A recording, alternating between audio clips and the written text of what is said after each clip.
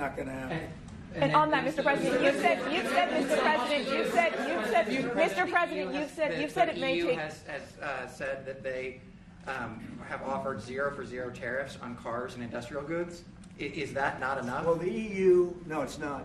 The EU has been very tough over the years.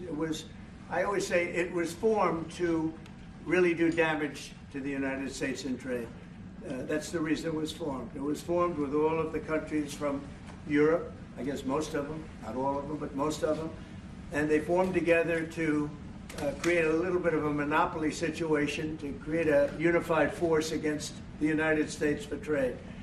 So they have NATO, which is largely the same countries, and they took advantage of us dollar-wise and militarily until I got there. You know, I was able to get $600 billion from NATO, where they paid NATO because most of these nations weren't even paying. We were paying for NATO, so we're paying them to guard them militarily, and they're screwing us on trade. So that's not a good combination.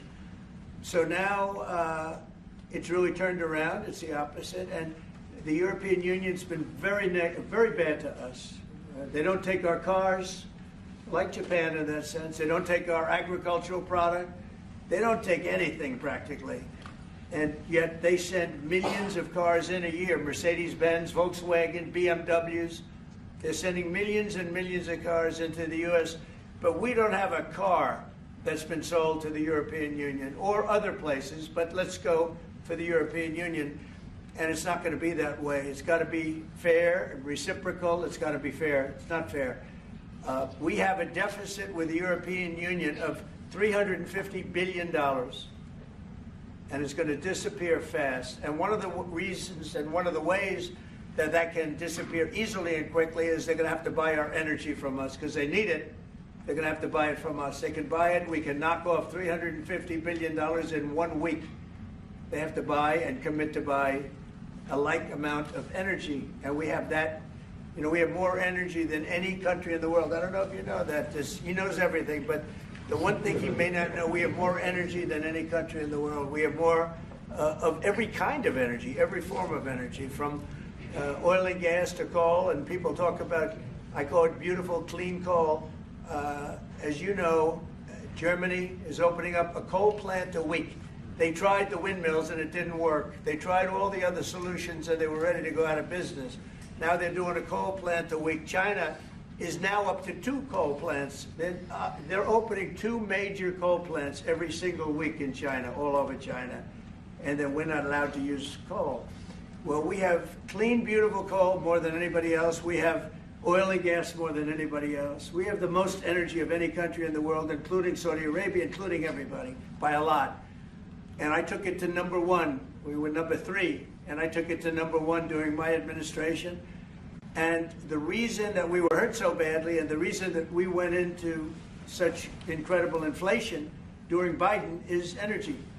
It was also their bad spending, but energy, because they played around with this incredible thing that we had built, this administration had built, and the energy costs went through the roof. And when that went up, everything else followed. Now, if you look at what's happening, you're going to see this today. I said we're going to try and get groceries down, right? An old-fashioned term, but a beautiful term. Eggs. So when I got in, the press went absolutely crazy the first week. They said, eggs have quadrupled in price. I said, I just got here. Tell me about it. And Brooke Rollins and our team did a great job, and eggs are down now 79%, and they're all over the place. And this was a problem that somebody else would have taken a long time to cure. We have energy is down. We have interest rates are down. We have groceries, meaning food is down.